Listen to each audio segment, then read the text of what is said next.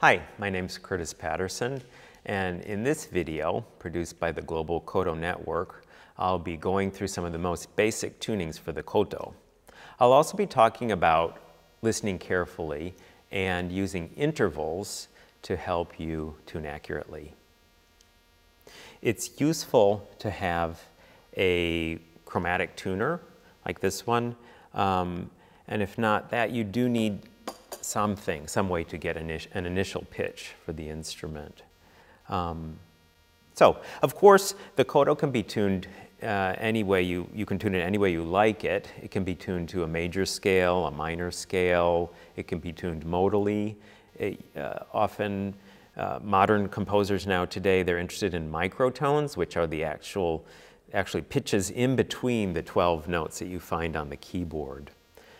Anyway, it's a very versatile instrument, and there are many ways we can tune it. But to start out with, the most important tuning for the instrument is called Hirajoshi. This is very traditional Japanese tuning, and it sounds like this.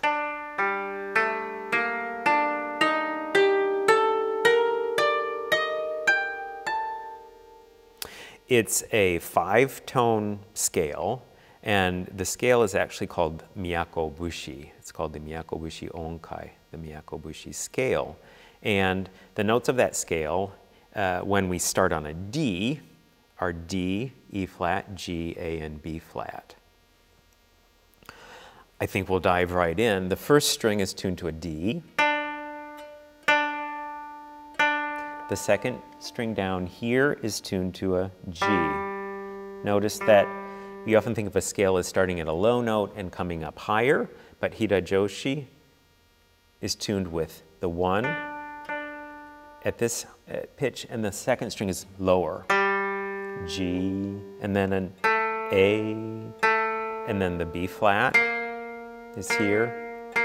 Then here we have another D, and this D is the exact same pitch as the first string. So when you're tuning, you can play the strings separately, like this. You can play them together. Try both. Play the strings separately and then try them together and listen to how they sound. Always listen carefully. Also, when you hold on to the bridge and when you move bridges, make sure that you're holding on very low on the bridge. I like to have the string kind of pass through between my 2 fingers there and then hold on very low with my fingers actually underneath the bridge there, going through underneath. So we're to the D, 6 is an E flat, 7 is a G, the same as the 2, 8 is an A, 9 is a B flat, we're back to D on 10. The 11th string is an E flat, 12th string is a G, and then the top string is an A. So I've been looking at my tuner as I'm tuning right now, and this is often convenient, and especially if you're working with a large group of people in an ensemble. If you have a tuner with a pickup, it's very effective to tune that way. But as you may know, as you're playing the koto, vibrations from playing or from doing presses, moving with your left hand, cause the bridges to move slightly. The strings can also stretch, and that changes the pitch. And so we need to be able to listen carefully, and as we're playing, be able to hear when something is out of tune and be able to fix that. So I'd like to talk now about listening to the tuning as you tune. One way to get to that point where you can keep things in tune while you're playing is to be able to listen and understand how pitches sound together. We talk about the distance between 2 notes as an interval. The first string is a D, and this is a G. Okay? The distance between a G and a D, if you start on the lower note and go up to the higher note, that is 5 notes. You might think of twinkle, twinkle, little star. So that's We call that a fifth, and it's a perfect fifth. It should sound beautiful together. The notes should really, I just lowered it a little bit. Let's hear how it sounds as I move it up. I'm going to stop it right there because I like the way that sounds. Okay? The next note is an A, and the distance between the A and the D here is a fourth. We call this a perfect fourth. Sometimes we think of "Here Comes the Bride." This is a fourth, and this is called also a perfect interval. It should sound very nice together. So you can experiment by moving slightly down, going up a little bit higher. Doesn't sound quite right.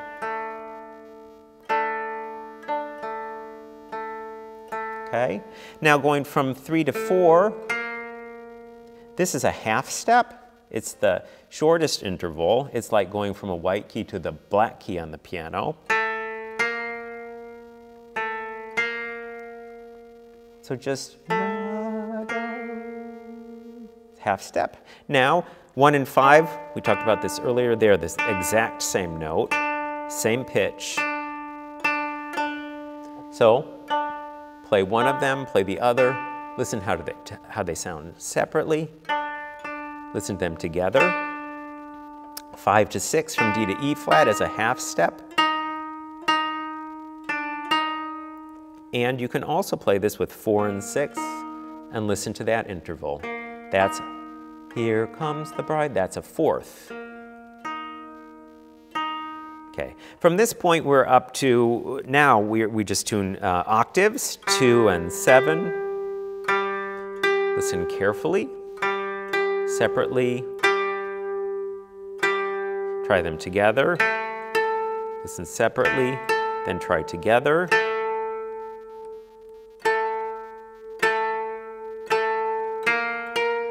Separately and together. 5 and 10.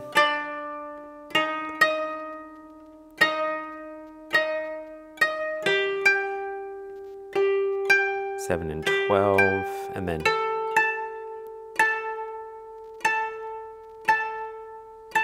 okay, so that's Hirajoshi. Hirajoshi is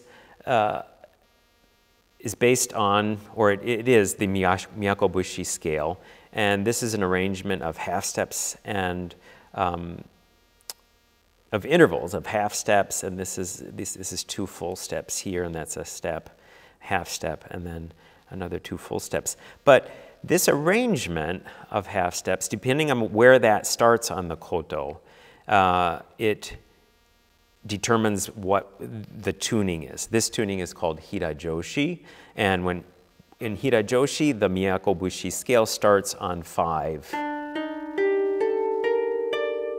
Now, I want to show you one more important scale that we use in classical music, and it's called Kumoi Joshi.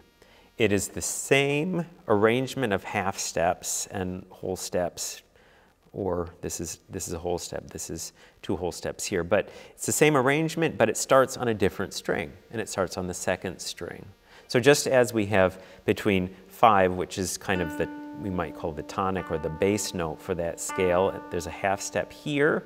If I want to start that kind of arrangement on the 2nd string, I need to lower the 3, half step.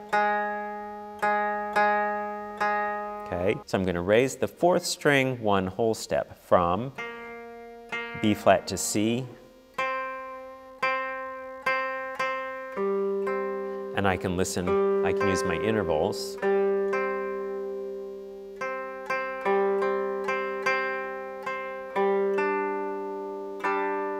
Listening carefully there, okay? What I've done, I've lowered the 3rd string, the bridge here, half a step, and I've raised the 4th string, the bridge, I've raised that a whole step. I'm going to do that with the corresponding octaves. I'm going to lower the 8, listen to the octave, and I'm going to raise the 4 a whole step,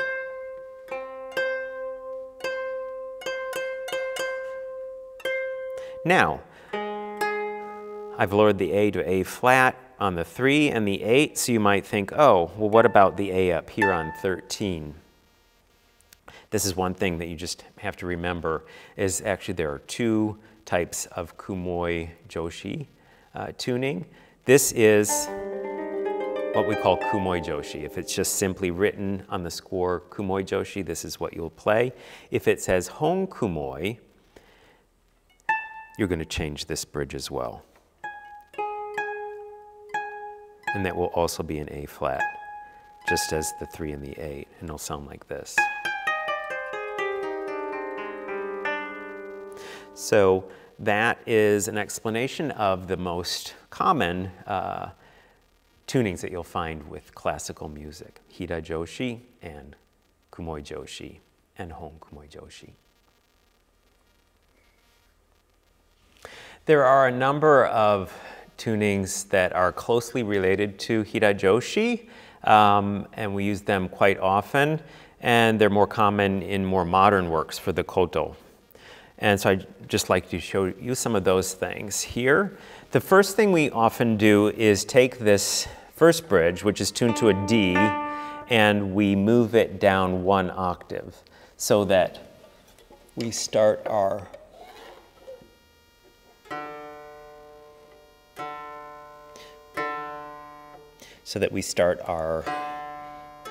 tuning down low.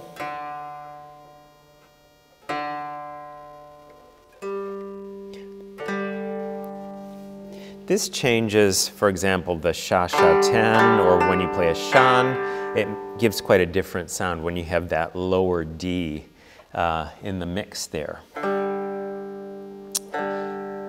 So this is what, if you have, when you start Hirajoshi with 1 tuned an octave below 5. Very common tuning. And it does change the sound quite a bit.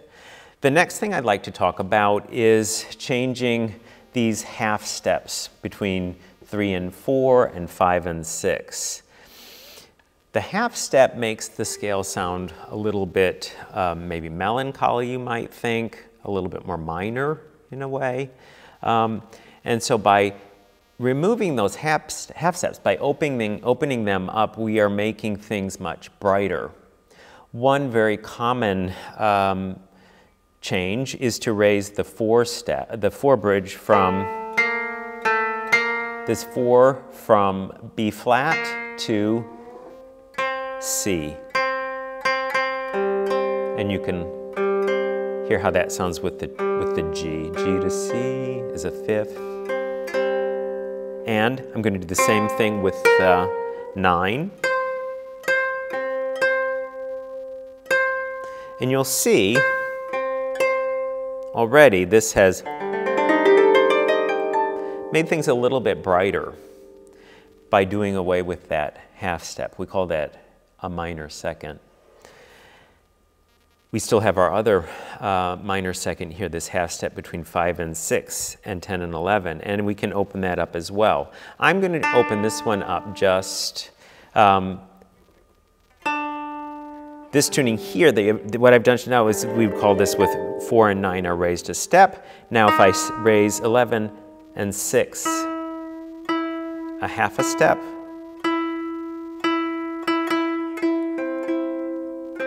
sound it with the 4.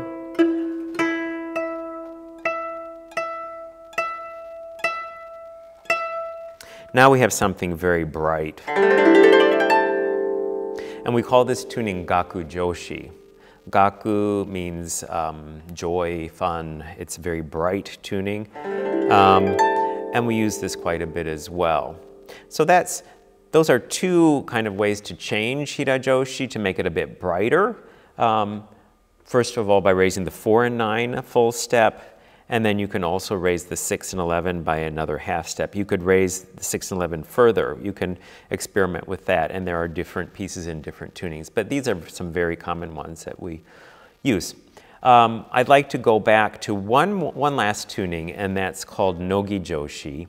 And Nogi-joshi is useful because it places the bridges in a very regular pattern. I've moved 4 up a whole step here. I'm just going to move it back a half step. So in Hirajoshi, it was originally B flat. I've changed that. Now it's a B, okay? And we'll leave the 6 at E. So I'm just...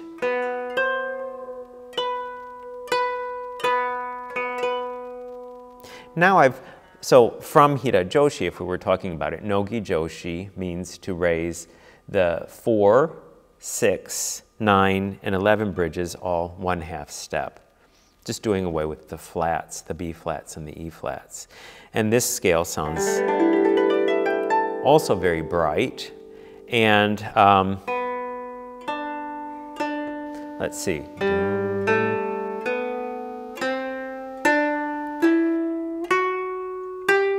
So by doing a couple of presses, it's very easy to play a major scale when you're in Nogi Joshi. So if you want to play a piece that's kind of more Western, using a major scale, you might tune to Nogi Joshi, and that would make it possible to play a piece written in with a major scale.